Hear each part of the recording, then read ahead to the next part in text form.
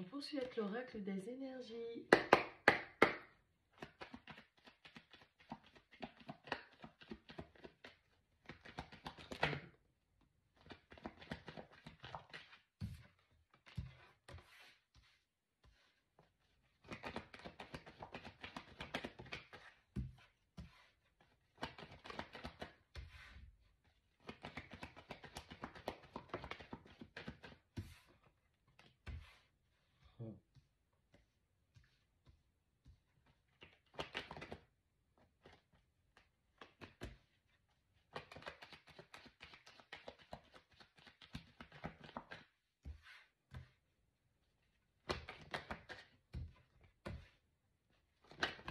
Oh.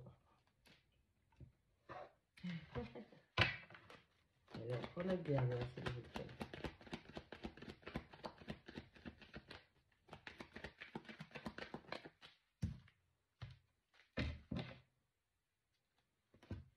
Allez. On a la numéro 35 qui nous parle du premier chakra. On a la 46 qui nous parle de l'homme qui réfléchit. On a la numéro 3 qui nous parle de la rivière de l'abondance. Allez, ça a été très difficile hein, par rapport aux craintes, mais par rapport aux désirs que l'on avait aussi. On est resté un petit peu bloqué dans son état mental à force de réfléchir. Hein, il y a des insécurités qui remontaient. On a vu qu'on avait une forme d'abondance, il y avait une forme d'abondance qui était autour de soi, mais malheureusement, entre le désir, entre les insécurités, il y avait énormément d'incertitudes et il fallait se poser pour réfléchir. On a la numéro 10, attention à la tempête. On a la numéro 4, la famille heureuse. La numéro 25, la tromperie. Alors, au niveau de votre famille, vous avez traversé énormément de choses difficiles. Ça a été très difficile pour vous de prendre un nouveau départ. C'était beaucoup d'effusions émotionnelles. On s'est senti trahi, une famille s'est sentie trahie, une famille s'est sentie trompée. On a l'impression que par rapport à un désir, à un rêve, ou des insécurités aussi qui sont liées au fait d'avoir une famille, de créer une famille, de construire une famille, de choisir le bon partenaire ou la bonne partenaire, il y avait tellement de tumulte en soi pour avoir une famille heureuse que on s'est rendu compte que là où on se trouvait, on s'est trompé. Hein, il y a des patients qui se sont dit, ah ben écoute mince, je me suis trompé de partenaire, je me suis trompé de situation. On a la numéro 24, les possibilités adjacentes. On a la 40, la perception avec l'archange Métatron. Et on a la 33, la porte de l'amour. Allez.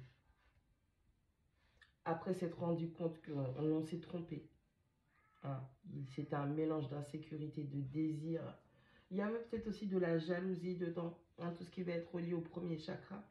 On se donne la possibilité de regarder quelles opportunités ou quels sont les portails de manifestation que l'on a. Hein. On est en train de travailler à remodifier sa perception des choses parce que de toutes les façons, ce qu'on veut, c'est manifester l'amour dans sa vie. On a le premier chakra, on a attention à la tempête, on a les possibilités adjacentes. Encore une fois, ça a été très difficile de lâcher prise sur les insécurités, sur certains désirs, sur certaines choses qui vous activaient, mais qu'au niveau du premier chakra. Ça vous a chamboulé, ça a réveillé pas mal de choses, de tumulte en vous. On avait ces angoisses ou ces attaques émotionnelles où on avait du mal à lâcher prise. Tout a été dévasté. Émotionnellement, on s'est senti dévasté. Et puis, arrivé à un moment, on s'est dit, mais attends, je ne peux pas continuer à souffrir comme ça. Il faut que je regarde ce qu'il y a de mieux pour moi, à manifester quelque chose de mieux, une meilleure situation. On a la 46, l'homme qui réfléchit. On a la 4, la famille heureuse. Et on a la 40, le 6e chakra, donc le 3e œil. On a une polarité masculine qui réfléchit à ce qu'est la représentation d'une famille heureuse pour lui, d'accord? Et pour ce faire, pour pouvoir comprendre cette image d'une famille heureuse que cette personne a dans sa psyché, il va falloir s'analyser. Il va falloir même surveiller sa structure mentale, comment on analyse les choses, comment on voit les choses, comment on perçoit les choses.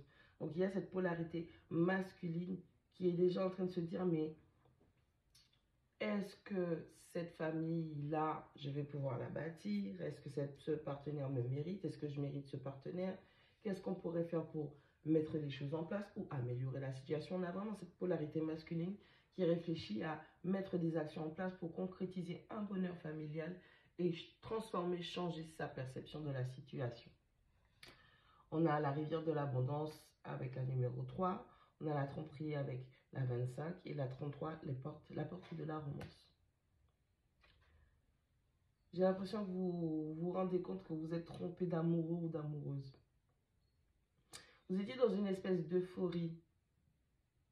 Et du coup, votre perception a vite été biaisée. Alors oui, l'amour s'est manifesté, mais soit vous avez eu affaire à quelqu'un qui vous a trompé, ou c'est vous qui vous êtes trompé au sujet de cette personne simplement.